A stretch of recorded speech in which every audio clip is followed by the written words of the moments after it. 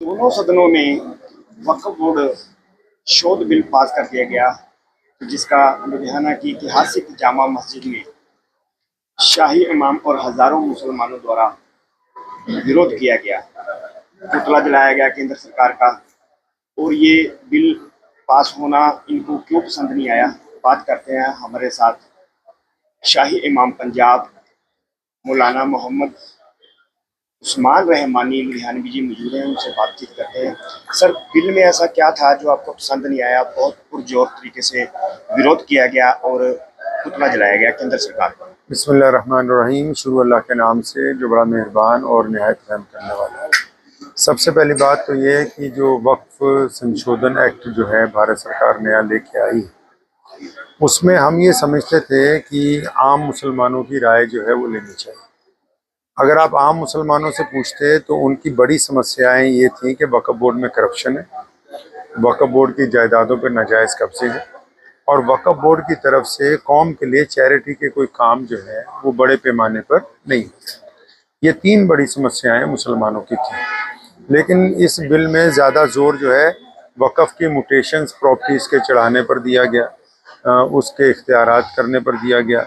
और फिर ये भी कहा गया पार्लियामेंट में कि कुछ नॉन मुस्लिम्स ऑफिशल्स को भी उसमें हम ले आएंगे, जबकि वक्फ बोर्ड जो है एक धार्मिक संस्था है। पूरी दुनिया में मक्के की जो बड़ी मस्जिद है जहाँ हज होता है वो भी वक्फ है, वो बाकायदा वहाँ लिख के लगाया गया है और वो हर एक 2 मिनट बाद डिस्प्ले भी होता है कि ये वक्फ संस्थान है। इसी तरह मदीना शरीफ की दुनिया की सबसे बड़ी जो मस्जिद है वहाँ भी। तो ये वक्फ जो है वो तो खुदा की मलकियत है, वक्फ बोर्ड कस्टोडियन होता है, बस इसकी देखभाल के लिए बनाया जाता है।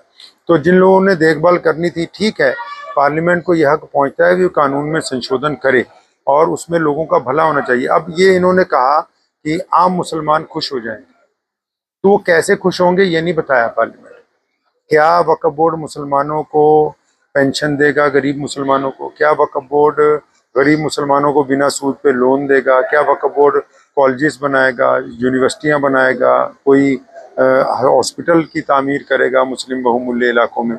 ऐसा कोई जिक्र जो है इस बिल के अंदर नहीं आया। तो मैं ये समझता हूँ कि वक्फ बोर्ड में इस तरह की जो दखल अंदाजी के जी हम वक्फ कौंसिल में भी कुछ मेंबर लेके आएंगे, स्टेट कौंसिल वक्फ में भी कुछ लोगों को लेके आएंगे जो नॉन मुस्लिम्स होंगे, तो ये एक धार्मिक आज़ादी में हम दखल अंदाजी समझते हैं। मैं ये समझता हूँ कि जो मुसलमानों की लीडरशिप है जो इस वक्त भारत के अंदर है वो अपनी जिम्मेदारियों से भागी हुई है। वो सिर्फ कौम को भ्रमित कर रहे हैं, बस लोगों को डरा रहे हैं कि जी भाजपा ये कर देगी वो कर देगी। वो अपनी बात रखने में नाकाम साबित हुए। भाजपा में भी जो मुसलमान है वो भी सरकार तक अपनी बात पहुंचाने में नाकाम साबित हुए हैं, क्योंकि अगर वो सरकार तक सही बात पहुंचाते तो वक्फ संशोधन एक्ट की तस्वीर ऐसी नहीं होती जैसी पेश की गई है। तो मैं तो सरकार से ये मांग करता हूँ कि आपने जो एक्ट बनाया है इसमें जो 2-3 एतराज़ात जो हैं आम मुसलमानों के हैं, वो मुसलमान लीडरों के नहीं है। आप उनको किसी विधेयक के जरिए रद्द कर दें, उनकी जगह ऐसा विधेयक लेके आए जिसमें वक्फ बोर्ड को संचालन के साथ साथ करप्शन से जो मुक्त करके गरीब मुसलमानों की मदद के लिए लाया जा सके। इमाम साहब, देश भर में काफी मुसलमानों ने इसका स्वागत भी किया है इस बिल का, तो उन्होंने लड्डू भी बांटे हैं, तो क्या कारण है? देखिए, हर कौम में हर तरह के लोग होते हैं। अब ये देखा जाता है कि अक्सरियत जो है ज़्यादातर मुसलमानों ने उसमें नाराज़गी का इजहार किया है। ऐसी बात नहीं, कुछ लोगों ने उसकी हिमायत का भी इजहार किया होगा। तो ये जो 2-3 बातें हैं, तो इस बारे में हमने सरकार से विनती की है और आज का प्रदर्शन रोज भी इसीलिए किया ताकि हमारी बात सरकार तक जो है वो पहुंचे। सर, लगता है कि वक्फ बोर्ड जो बिल पास किया गया तो उसको लेकर राजनीति भी की जा रही है।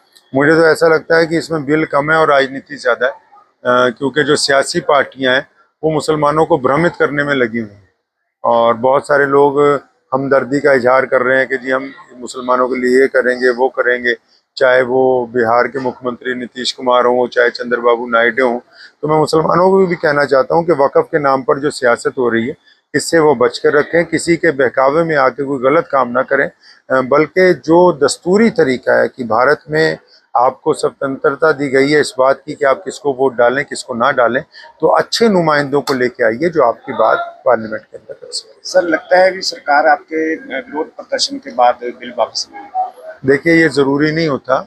ये जितने भी प्रदर्शन होते हैं, ये बातें होती हैं, ये संविधानिक तौर पर लोकतंत्र में हक दिया गया। अंग्रेजों के समय में किसी को प्रदर्शन करने का हक नहीं था। यही भारत की खूबसूरती है कि आप भारत में अपनी बात जो है वो आज़ादी के साथ रख सकते हैं। अब उसका सुने जाना, जल्दी सुने जाना या देर से सुने जाना, वो एक अलग बात है।